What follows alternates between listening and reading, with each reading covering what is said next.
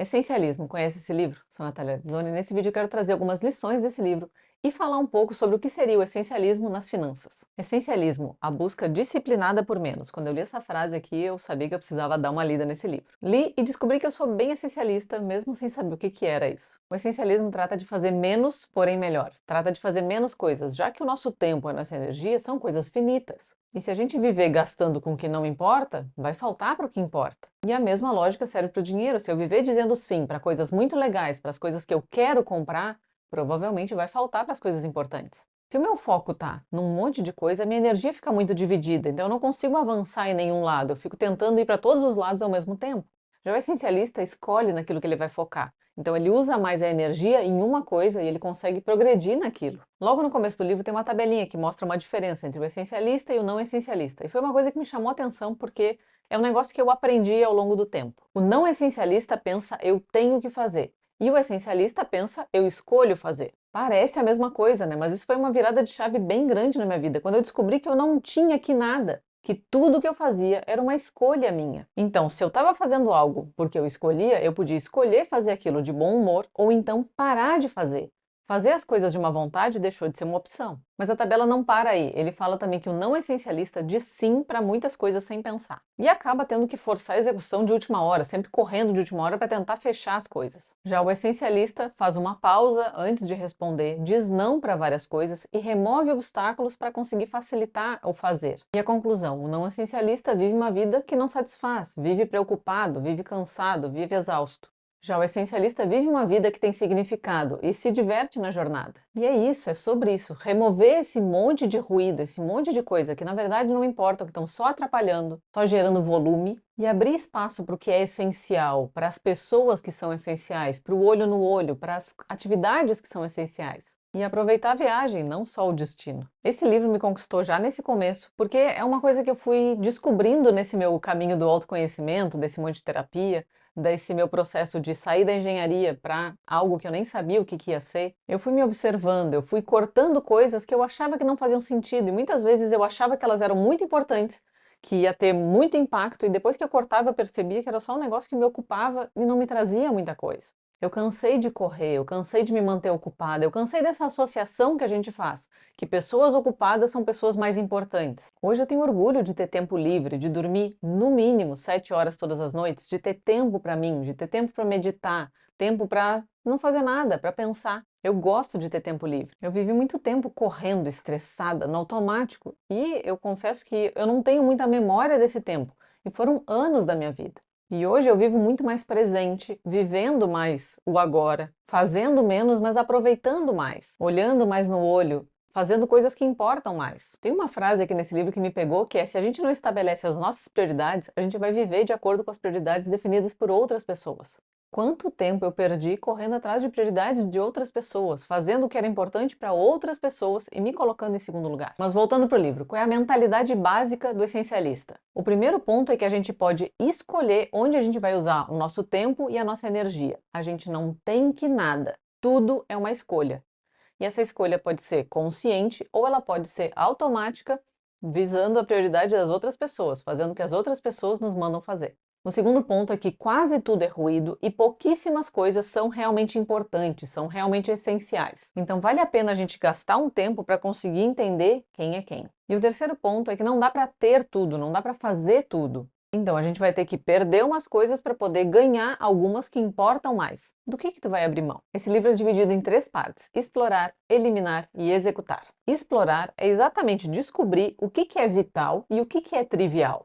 E para isso a gente vai ter que abrir espaço na nossa agenda, vai ter que abrir tempo para a gente conseguir fazer nada, conseguir pensar na vida. O que é bem difícil nesse mundo que a gente tem que estar sempre ocupado e que se sobrar um tempinho a gente tem que pegar o celular na mão, né? Mas a gente precisa abrir esses espaços, esses tempos no nosso dia para conseguir pensar, processar, sem distrações. É só assim que a gente vai conseguir realmente analisar a nossa vida, entender o que está acontecendo, descobrir o que é vital e o que é trivial. E aqui tem uma parte falando especificamente do dormir, que é uma coisa que a gente muitas vezes acha que não é tão importante, que é melhor a gente abrir mão do sono para conseguir fazer mais. E aqui ele está trazendo vários estudos mostrando que, na verdade, a gente leva muito mais tempo para fazer coisas simples e a gente perde um pouco a nossa capacidade de tomar boas decisões. Então a gente acaba escolhendo muito mal, o que nos leva a ter que fazer ainda mais, correr ainda mais e dormir ainda menos. Ele chama essa parte, inclusive, de proteger o patrimônio. Já que para dar a nossa melhor contribuição, a gente precisa proteger o que é importante, o que é vital para a gente, corpo, mente e espírito. E o livro traz uma dica bem interessante na hora da escolha,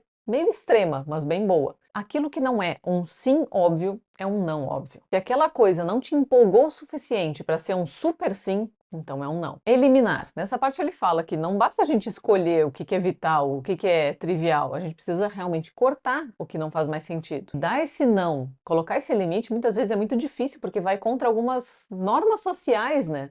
Ou seja, demanda coragem. Muitas vezes a gente tem medo de dar esse não, de impor limite, achando que isso vai gerar um grande impacto na relação. Só que na maioria das vezes gera um impacto de curto espaço de tempo. Mas passado esse primeiro impacto, na maioria das vezes isso vai gerar um respeito na tua relação. E vamos combinar, se a pessoa não te respeita, não respeita os teus nãos, não respeita os teus limites, será que ela deveria estar na tua vida? O livro traz várias formas de dizer não. Se isso é uma dificuldade para ti, dá uma lida que vale a pena. E olha que frase linda. Ele fala que a gente precisa aprender a dar o sim lento e um não rápido. Então, a partir de agora, faz uma pausa antes de responder que sim, antes de te oferecer para fazer alguma coisa. Faz uma pausa.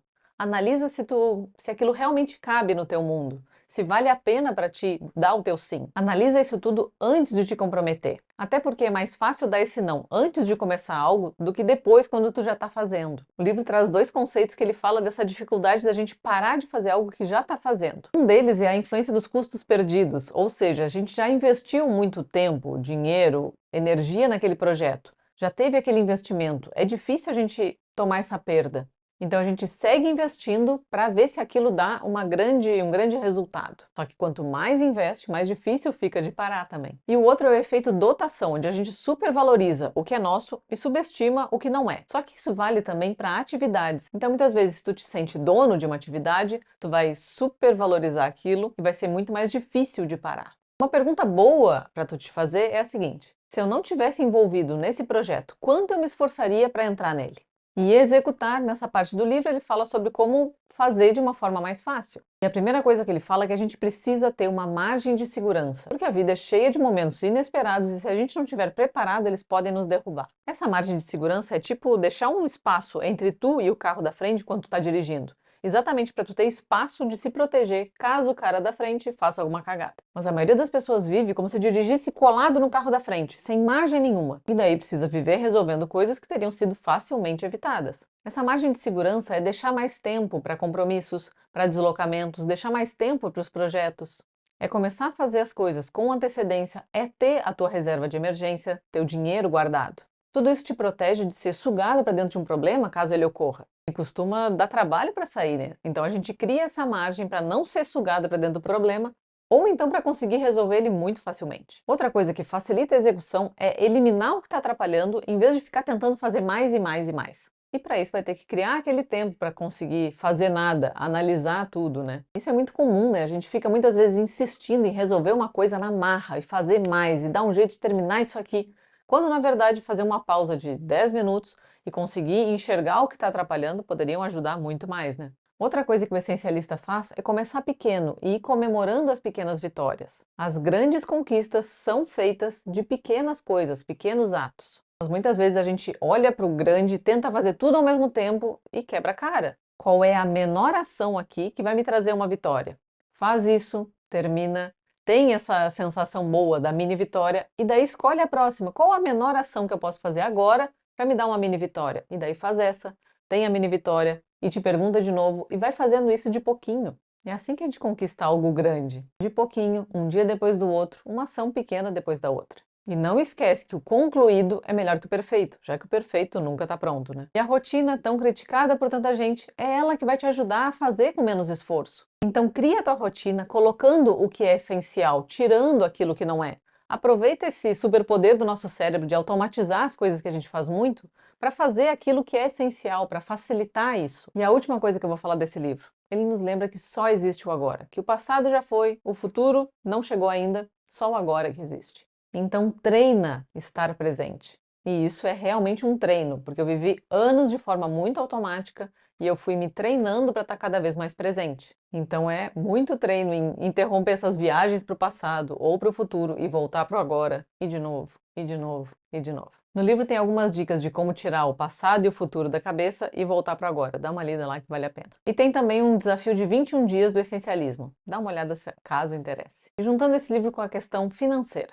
O mundo está sempre nos incentivando a comprar mais e mais e mais. Esse é o sistema que a gente vive. Todo mundo precisa vender para viver, seja tu diretamente ou a tua empresa. Mas sem venda, sem negócio. Ou seja, eles precisam de muita gente constantemente comprando. E para isso eles vão estudar como vender cada vez mais, cada vez melhor, cada vez mais usando mais gatilhos, mais vieses, formas de te vender sem tu perceber que está comprando. Isso quer dizer que as vendas ficam cada vez mais elaboradas, mais difíceis da gente resistir. E a gente realmente começa a acreditar que a gente precisa comprar aquela coisa. Mas quantas vezes tu queria muito algo e quando tu finalmente conquistou, aquilo não te deu tudo que tu imaginava que ia te dar.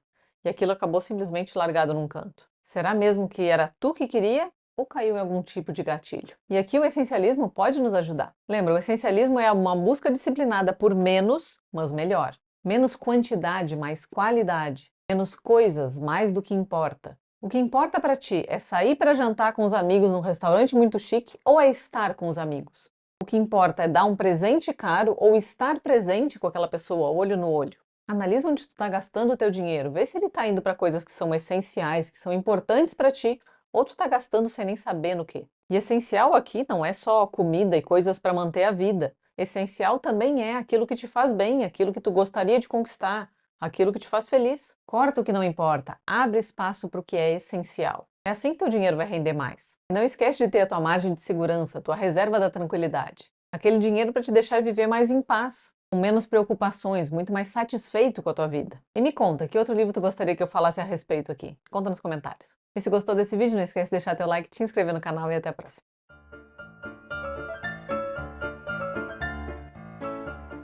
Lâmpada, preciso de ti. Volta, por favor. Por tu ter delimitado os teus limites. Delimitados os limites. Faz uma pausa de uns segundinhos. Segundinhos. Fica com essa mãozinha aqui pra aqui.